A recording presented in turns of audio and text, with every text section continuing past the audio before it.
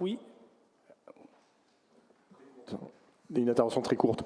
Écoutez, nous avions déjà délibéré sur cette délibération l'année dernière, en juillet 2022. C'est Bruno Paterno qui, au nom des écologistes, était intervenu. Alors moi, déjà, première nouvelle, je suis très très content qu'on ait des nouvelles de Vinci Autoroute et de Salvador Nunez, parce que jusqu'à maintenant, on les avait surtout dans la presse, où visiblement, il fait son com à lui, il explique ce qui va se passer, comment on fait. Visiblement, il a juste oublié les élus. C'est dommage quand même, hein, parce qu'il a lancé son plan de communication, on ne sait pas vraiment ce qu'il fait, mais en tout cas, là, on le retrouve dans cette délibération. Donc, vous savez qu'il avait eu quand même des lettres de noblesse, puisqu'il avait réussi à doubler l'autoroute A9 avec la participation évidemment de Jean-Pierre Grand à l'époque.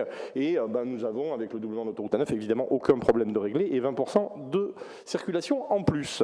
Donc, juste sur cette délibération, pour en venir là, je vous dirais quand même que vous avez vu la chaleur et qu'il fait 35 degrés, nous avons battu absolument tout les records qui puissent exister. Je pense qu'il faudra à un moment donné dire, comme l'ont fait les Pays-Bas, on arrête de construire des autoroutes et on ne prend pas un prestataire qui ne fait que des autoroutes pour étudier des solutions. Et donc je réitère la proposition qui a été faite en juillet 2022, soit il y a un peu plus d'un an, pour faire en interne avec les services et ne pas faire appel à un prestataire autoroutier qui ne sait pas le faire, de faire des feux rouges intelligents au rond-point du Zénith. Les feux rouges intelligents, c'est très simple. Et c'est vert en fonction, ou rouge, en fonction du volume de trafic. C'est tout bête, tout simple, mais on n'a pas besoin de Vinci pour le faire et on peut le tester tout de suite. Nous avons déjà 8 mois de retard. Et là, pour le coup, il s'agit de la bagnole. Alors, depuis que le président de la République le dit, on a le droit de le dire. Mais là, pour le coup, c'est vraiment pour trouver une solution rapide et efficace.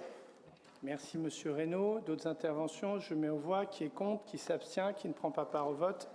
Ah, pardon. 1, 2, 3, 4, 5.